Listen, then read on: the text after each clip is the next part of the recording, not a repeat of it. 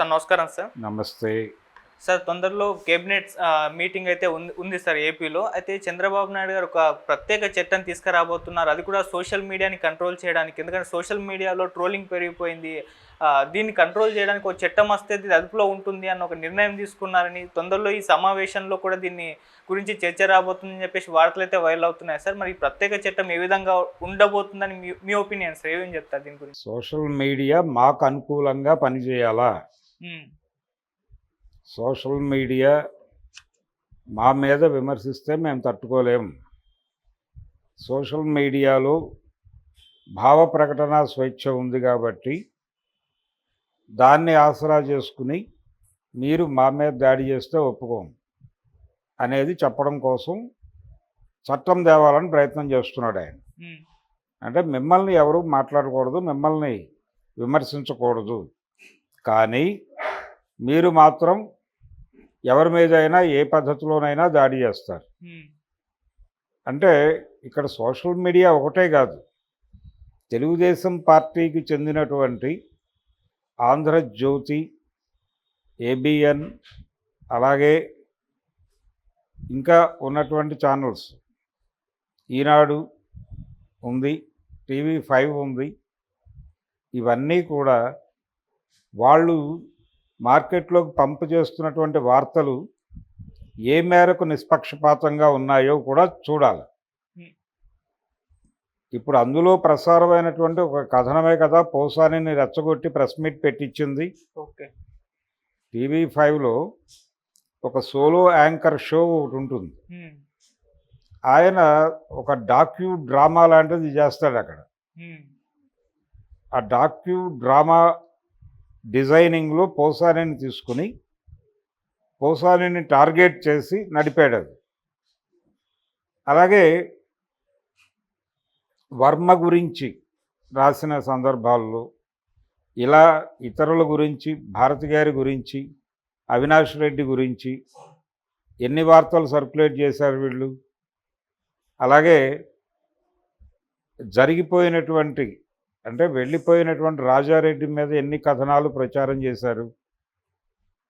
YS మీద కూడా కథనాలు ప్రచారం చేశారు కదా.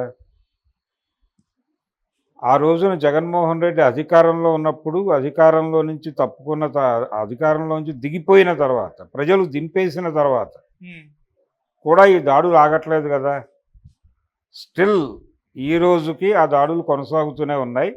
ఆయన్ని ఒంటరిని చేయాలి, ఆ పార్టీని టార్గెట్ చేయాలి, దాని మీద రోజుకొక కథనం రావాలి, జనంలో ప్రచారం చేయాలి, జగన్మోహన్ రెడ్డిని ఒక రకంగా బదనాం చేయాలి అనే ప్రోగ్రాంతో పనిచేస్తున్నారు కదా వీళ్ళందరూ.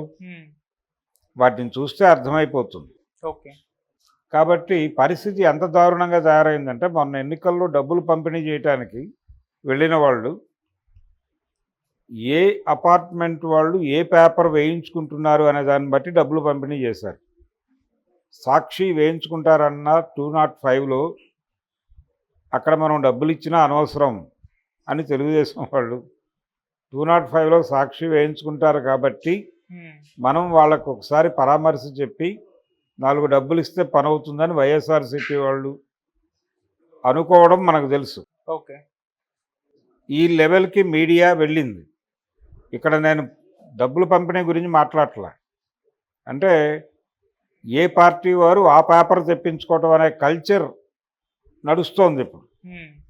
ఆ ఇంటికి వచ్చే పేపర్ని బట్టి ఆ ఇంటి వాళ్ళు ఏం ఆలోచిస్తారో మనకు తెలుస్తుంది. ఆ ఇంట్లో మనం ఒకవేళ ఏదైనా పని మీద పెడితే ఏం మాట్లాడాలో కూడా తెలుస్తుంది. ఆ ఇంటికి వచ్చిన పేపర్ చూస్తే మనకు సినిమా అర్థం కావాలి. ఒకవేళ సాక్షి, ఆంధ్రజ్యోతి రెండూ టేబుల్ మీద ఉంటే అక్కడ ఒకలా మాట్లాడాలి. ఆంధ్రజ్యోతి, ఈనాడు ఉంటే ఒకలా మాట్లాడాలి, జ్యోతి ఉంటే ఒకలా మాట్లాడాలి. ఇలా తయారైంది పరిస్థితి. కాబట్టి మీరు కూడా ఉన్నారు ఈ ఏరియాలో. చంద్రబాబు గారు గుర్తించాల్సింది ఏంటంటే, చట్టం తీసుకొచ్చేటప్పుడు వారు కూడా చేసింది అదే. వారికి కూడా సోషల్ మీడియా సైన్యం ఉంది, సోషల్ మీడియా మాఫియా కలదు. లేదు అని చెబితే అది బుకాయింపు, బూటకం మాత్రమే. అన్ని పార్టీలకి ఉంది, భారతీయ జనతా పార్టీకి కూడా బలంగా ఉంది. కాంగ్రెస్కి కూడా ఉంది. ఇందులో చాలా ఎఫెక్టివ్గా పనిచేసే సోషల్ మీడియా సైన్యం mafia Bharatiya Janata party. Social మీడియాలో ఎవరైనా సరే, యూట్యూబ్లో ఎవరైనా సరే వాళ్ళ అభిప్రాయాలకు వ్యతిరేకమైన వీడియో మాట్లాడితే ఇమ్మీడియట్గా రంగంలోకి వచ్చి బెదిరింపులు మొదలైపోతాయి. మీరు మాట్లాడిన అంశం మీద వాళ్ళు వందలాది పేజీల తప్పుడు ఇన్ఫర్మేషన్ని డంప్ చేస్తారు అక్కడ. అధికారిక సమాచారం అనే పేరుతో డంప్ చేసి ఆ పోస్ట్ పెట్టిన వాడిని రెడిక్యూల్ చేస్తారు. ఇది నడుస్తోంది. ఓకే.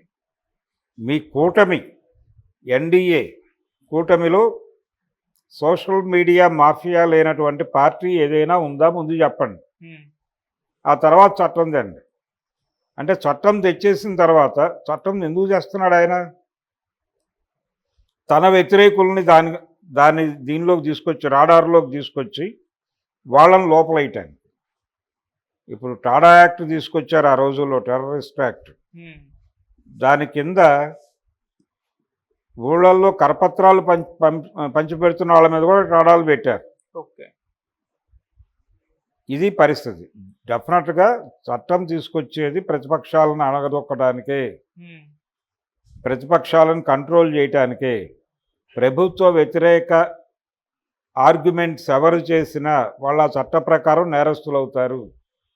అంటే ప్రభుత్వాలకు వ్యతిరేకంగా నియంతృత్వమే, అంతకుమించి ఏమీ కాదు. ఓకే. జగన్మోహన్ రెడ్డి మీద ఏ ఆరోపణలు అయితే వీరు చేశారో అవే వీరు చేస్తున్నారు. ఇప్పుడు వాటినే ఆచరిస్తున్నారు.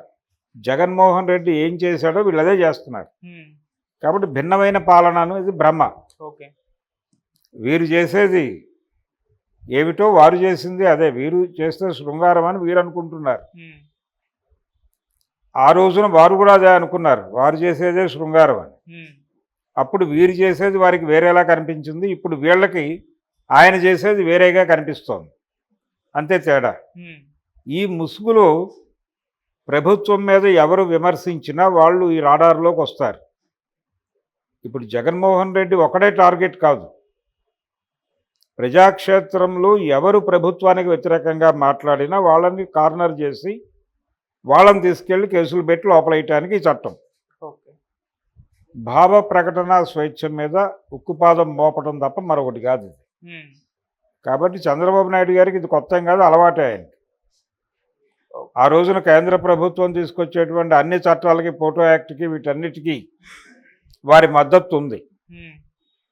రెండోది, ఆయనకి బలమైన అడ్మినిస్ట్రేటర్ అనే పేరుంది. బలంగా కంట్రోల్ చేయగలడు దేన్నైనా అనేటువంటి ఇమేజ్ ఉంది. ఆ ఇమేజ్ మేరకు ఆయన ఆ అభిప్రాయంతోనే సెయిల్ అవుతాడు. చట్టం తెస్తాడు. అది దుర్వినియోగం అవుతోందని ఏడ్చేవాళ్ళు ఏడుస్తారు, అరెస్ట్ అయ్యేవాళ్ళు అరెస్ట్ అవుతారు, జైలుకి వెళ్తారు. జైళ్ళకి వెళ్ళినటువంటి వాళ్ళ రోదనలన్నీ కూడా అరణ్య రోదనలుగా